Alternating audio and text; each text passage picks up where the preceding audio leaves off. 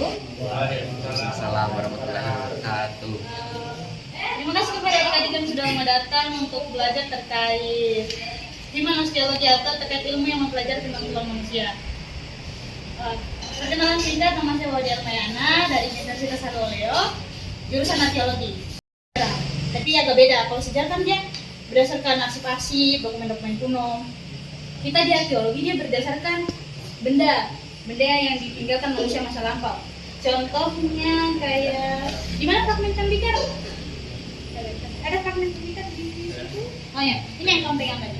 Ini kan yang dibuat manusia masa lampau. Itu bagian dari tembikar itu kayak guci dari Kanarian. Ini adalah bagiannya, itu yang kita pelajari. Tujuannya kita di arkeologi itu salah satunya adalah untuk merekonstruksi sejarah budaya, mempelajari budaya masa lampau dan memahami proses perubahan budaya. Jadi tanda kutip ilmu yang mempelajari budaya masa lampau. Pasti ada juga yang pikir kayak antropologi. Kalau antropologi dia biar budaya masa kini dipelajari. Dan kita khususnya di arkeologi dia mempelajari budaya material atau kebendaan.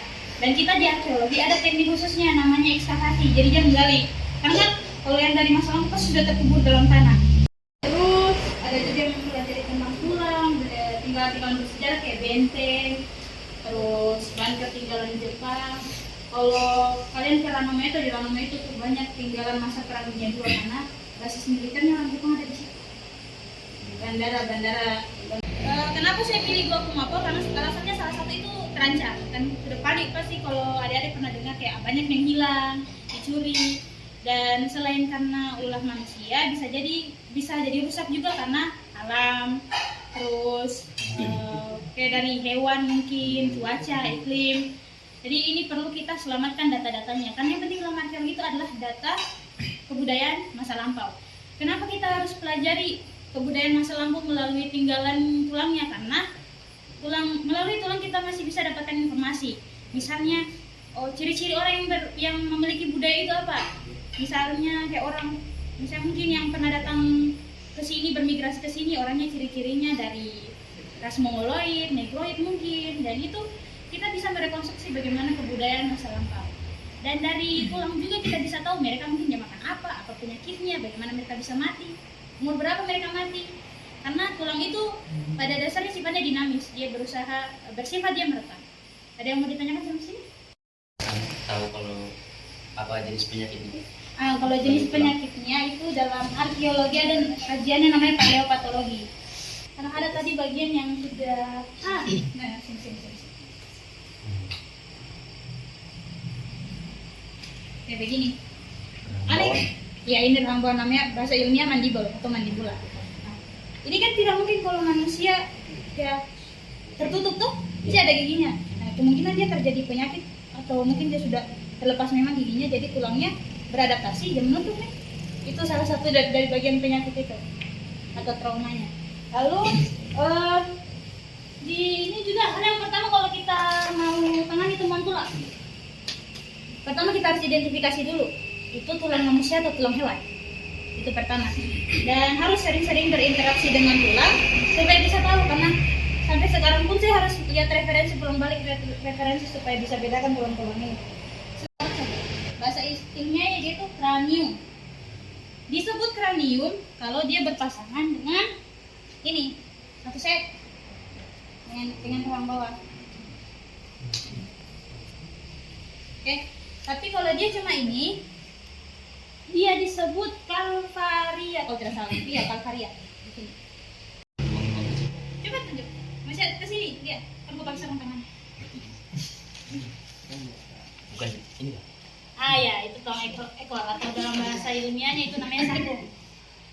Nah, dia berpasangan sama coccyx. Coccyx itu dia bagian yang sacrum dan coccyx. Lalu kalau menangani temuan tulang itu harus ada etikanya, jangan langsung tarik, tidak pakai sarung tangan. Mereka ini pada dasarnya manusia yang pernah hidup, jadi harus ditangani baik-baik. Paham? Paham. Oke, ada yang mau ditanyakan? Oke. Sempat kita jelaskan tentang usia kapan dia wafat. Iya.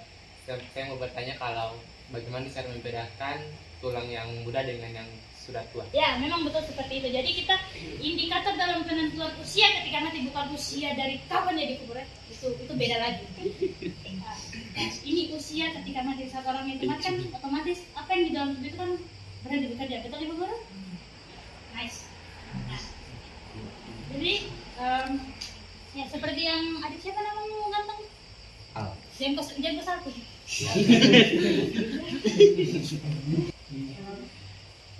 Jadi ini namanya sutura. Sutur biagar jika sutura itu dia ada bermacam-macam, ada yang di sini, ini kalau bahasa namanya sagital, ini dia lambdal, ini kalau nggak salah transversal, dan di bawah sini di rang ini dia ada lagi, tapi ini sudah tertutup. Bagian juga sini. Nah, obliterasi sutura itu pengertiannya adalah penutupan sutura.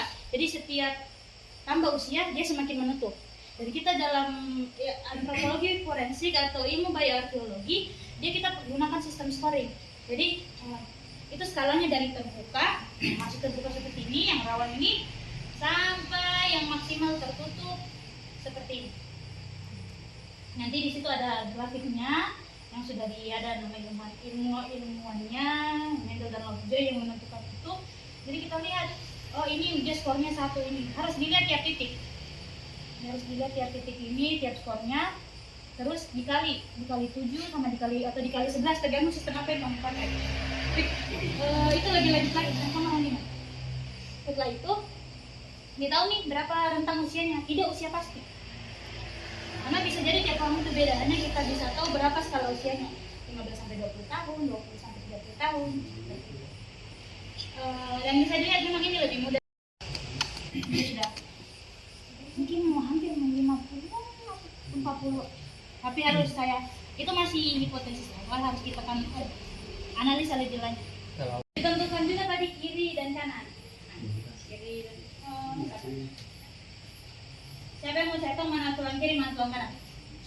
Coba. Ih, masalah terusnya.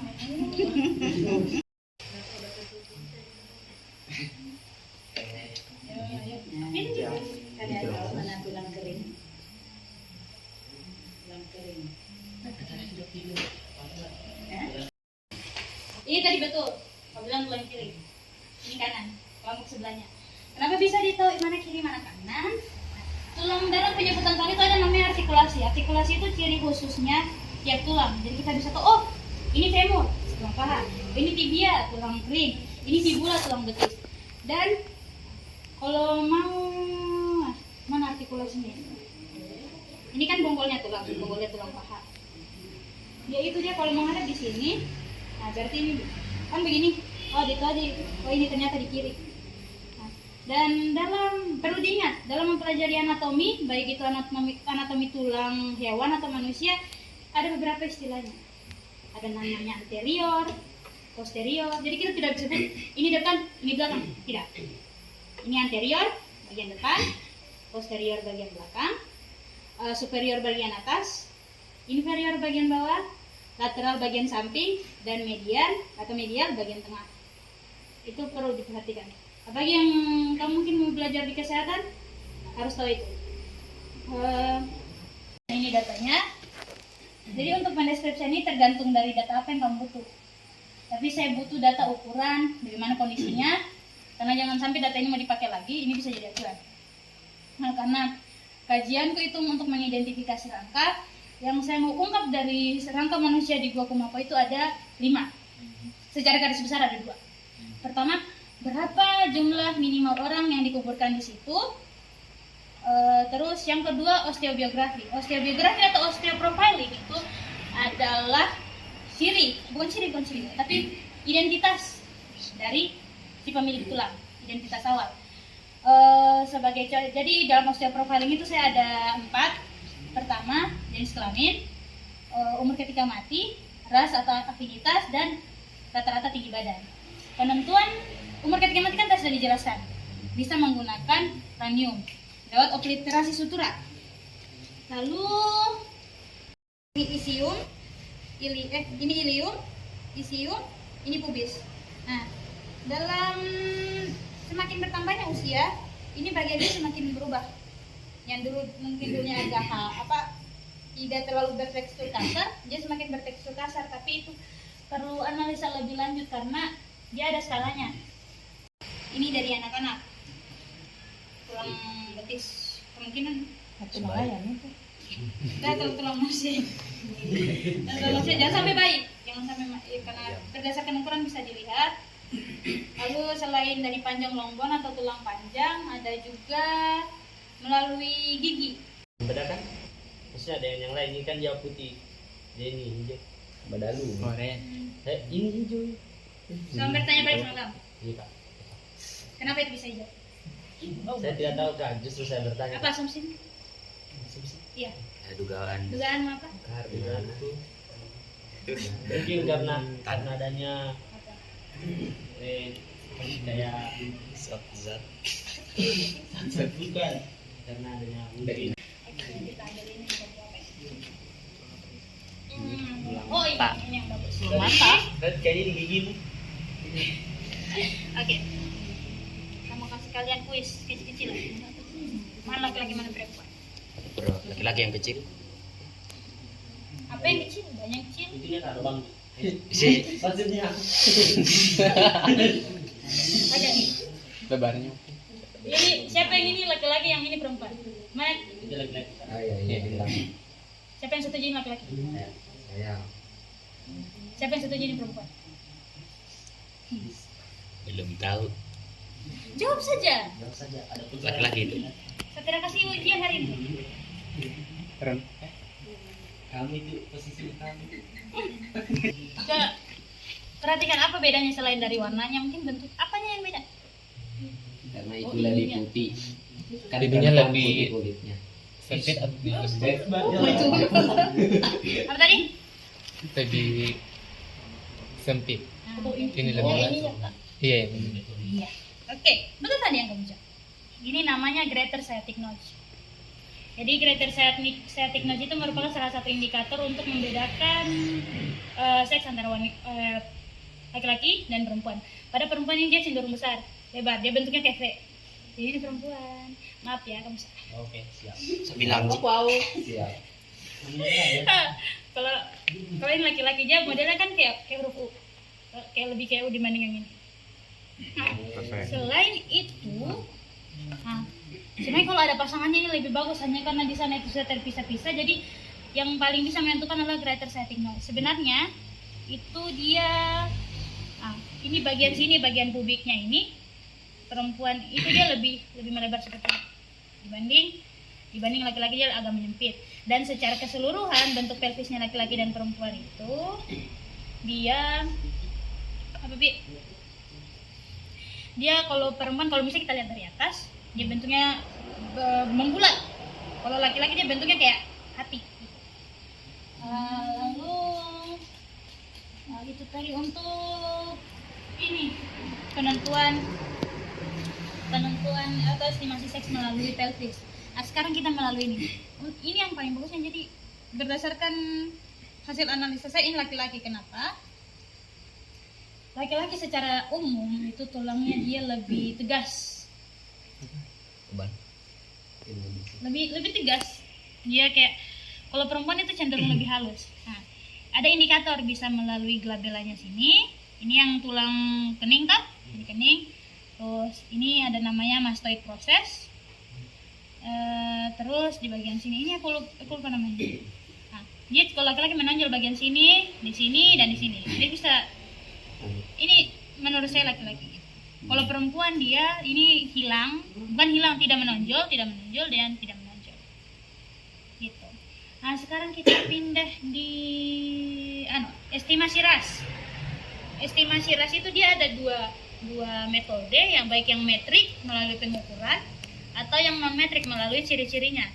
Untuk pakai kranium ini, dia ciri-ciri metriknya berdasarkan hidung, bentuk ini, bentuk maksila, dan juga bentuk mata. Sama ini namanya zigomatik. Melalui bentuk zigomatik ini panjang bentuk zigomatik. Kalau estimasi awal kemungkinan ini orang mongoloid. Mongoloid itu dia yang Cina. iya, dia bisa jadi orang Cina. Tapi Mongol itu ada dua jenis, ada yang di utara. Yang di utara itu orang-orang Cina, orang-orang Korea, Jepang. Tapi ada juga yang orang ini Mongoloid Selatan yang di bawah, mungkin orang Indonesia, orang Filipina gitu. Lalu ada ciri-ciri metrik yang melalui pengukuran. Ciri-ciri metrik itu dia kita mengukur, ada namanya cephalic index. Cephalic index itu dia adalah panjang kranium bagi lebar kranium dikali 100. Itu dia ada range-nya, mana yang mongoloid, mana yang negroid, mana kaukasoid. Terus juga ada nasal index, sama ya, panjang per lebar dikali 100. Lalu untuk estimasi tinggi badan, dia kayak ini tadi tulang yang humerus itu diukur. Ada namanya dia rumus regresi, dan itu banyak macamnya. Ada yang misalnya cuma satu tulang yang kita dapat, bisa kita melalui tulang itu kita wakilkan untuk tinggi badannya. Tapi itu tidak 100% benar, karena ada standar errornya, misalnya kurang lebih sekian gitu. Itu lebih tegas dibanding perempuan, tapi tidak menentu, karena kan ada cewek yang fitur mukanya lebih maskulin, yang apa, sigma itu, yang sigma itu. Bukan gen alpha. Terus pada laki-laki dia tuh bentuknya, selain saya bilang tegas, ini kan dia kayak rata toh. Ada beberapa yang menunjukkan ketegasannya itu di sini juga. Jadi kemungkinan ini laki-laki. Kalau perempuan dia bentuk dagunya itu lebih V, dia lebih halus, istilah apa ya? Dia intinya lebih halus gitu. Mana dia di sini nggak ada. Oh, laki-laki semua. Kalau lewat dagu seperti itu dia lebih mandibula, dia lewat dagu. Bagus. Ya,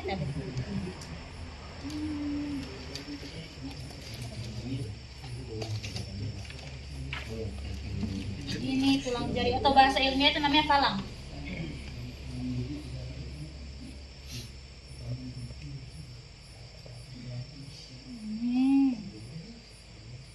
Kalau tangani temuan tulang itu dia harus sistematis, bahkan di foto pun harus berorientasi, jangan sembarang. Supaya kalau misalnya ada yang baca laporannya kalian, oh dia mereka tahu.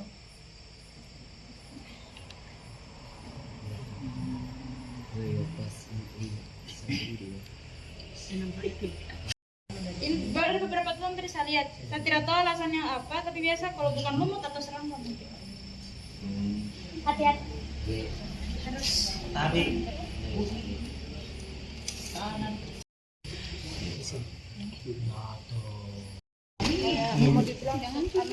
Kayak keong begitu. Apa ini? Emas bukan? Ini namanya manik-manik.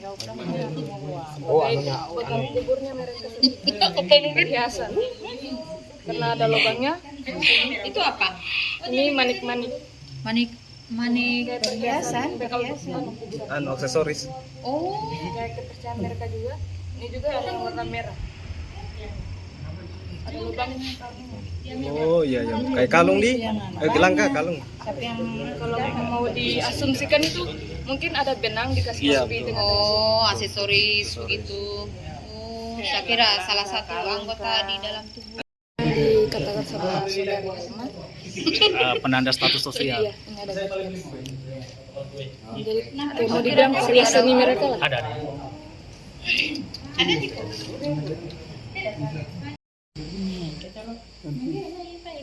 Kita bisa lihat sesuaikan dengan yang jenis tenunnya. Pas di dokumentasi nanti di data yang